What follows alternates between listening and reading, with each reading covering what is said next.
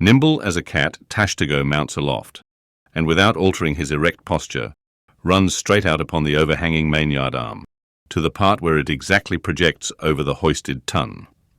He has carried with him a light tackle called a whip, consisting of only two parts, travelling through a single sheaved block.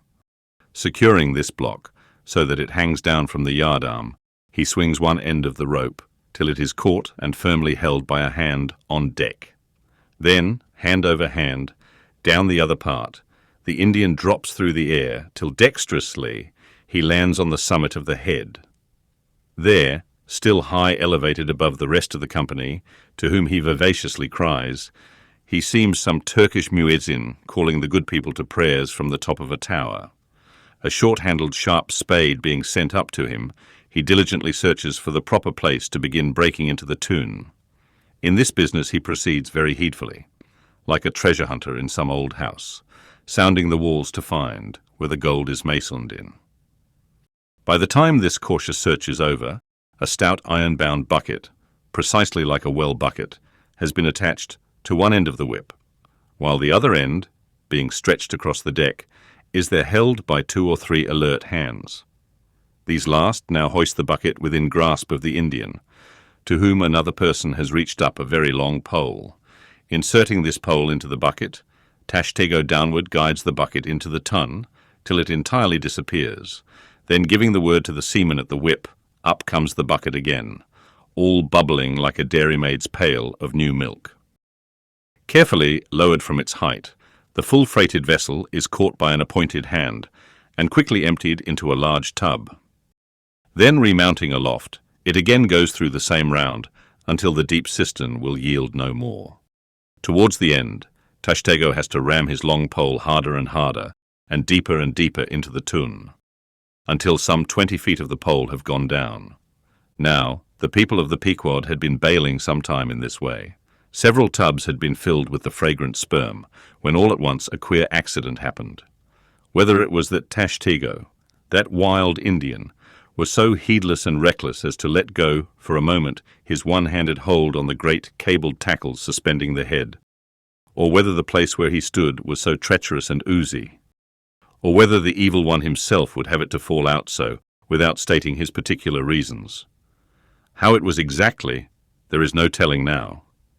But on a sudden, as the 80th or 90th bucket came suckingly up, my God, poor Tashtego, like the twin reciprocating bucket in a veritable well, dropped head foremost down into this great ton of Heidelberg, and with a horrible oily gurgling, went clean out of sight.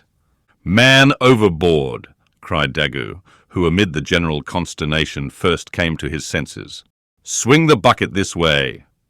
And putting one foot into it, so as the better to secure his slippery handhold on the whip itself, the hoisters ran him high up to the top of the head, almost before Tashtego could have reached its interior bottom. Meantime, there was a terrible tumult. Looking over the side, they saw the before lifeless head throbbing and heaving just below the surface of the sea, as if that moment seized with some momentous idea. Whereas it was only the poor Indian, unconsciously revealing by those struggles the perilous depth to which he had sunk.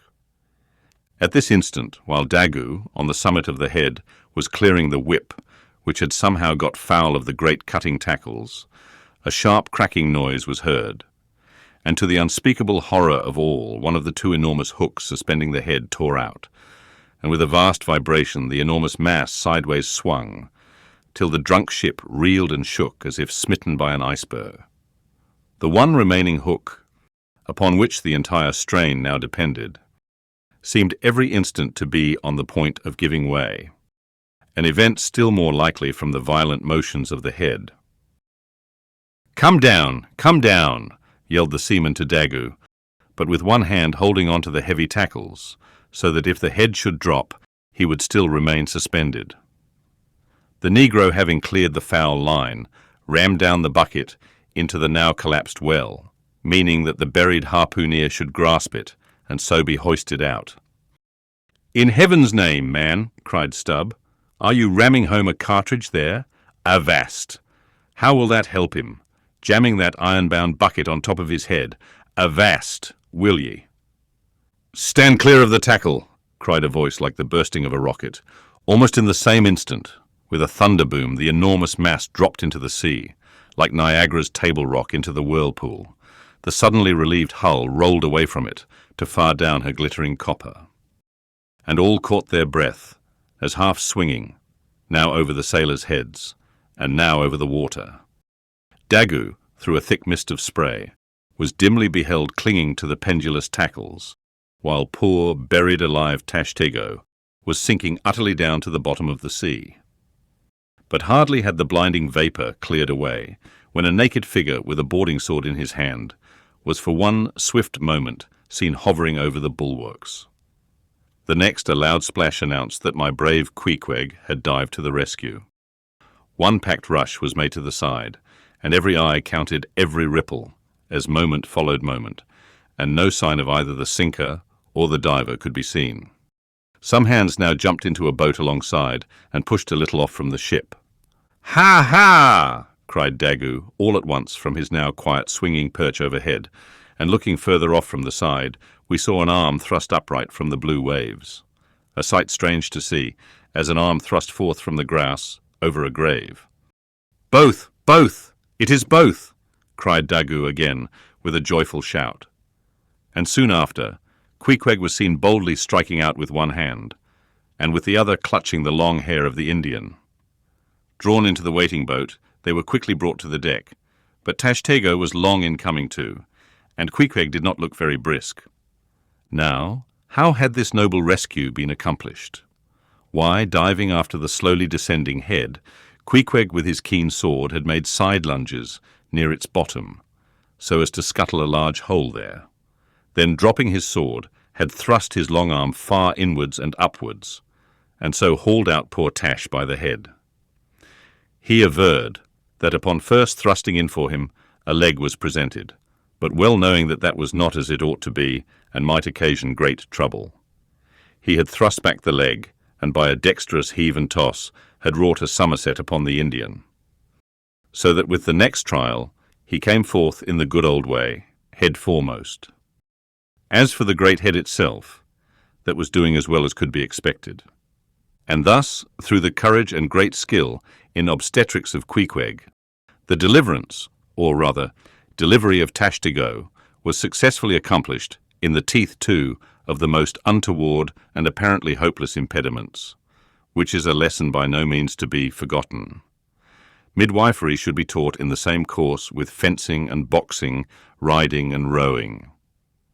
I know that this queer adventure of the gay-headers will be sure to seem incredible to some landsmen, though they themselves may have either seen or heard of someone's falling into a cistern ashore, an accident which not seldom happens, and with much less reason too than the Indians, considering the exceeding slipperiness of the curb of the sperm-whale's well.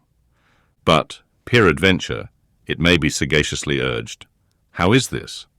We thought the tissued, infiltrated head of the sperm whale was the lightest and most corky part about him, and yet thou makest it sink in an element of a far greater specific gravity than itself. We have thee there, not at all but I have ye. For at the time poor Tash fell in, the case had been nearly emptied of its lighter contents, leaving little but the dense tendinous wall of the well, a double-welded, hammered substance, as I have before said, much heavier than the sea water, and a lump of which sinks in it like lead almost. But the tendency to rapid sinking in this substance was in the present instance materially counteracted by the other parts of the head remaining undetached from it, so that it sank very slowly and deliberately indeed, affording Queequeg a fair chance for performing his agile obstetrics on the run, as you may say. Yes, it was a running delivery, so it was. Now, had Tashtego perished in that head, it had been a very precious perishing, smothered in the very whitest and daintiest of fragrant spermaceti, coffined, hearsed, and tombed in the secret inner chamber and sanctum sanctorum of the whale. Only one sweeter end can readily be recalled: the delicious death of an Ohio honey hunter, who, seeking honey in the crotch of a hollow tree, found such exceeding store of it that, leaning too far over, it sucked him in, so that he died embalmed. How many, think ye, have likewise fallen into Plato's honey head and sweetly perished there.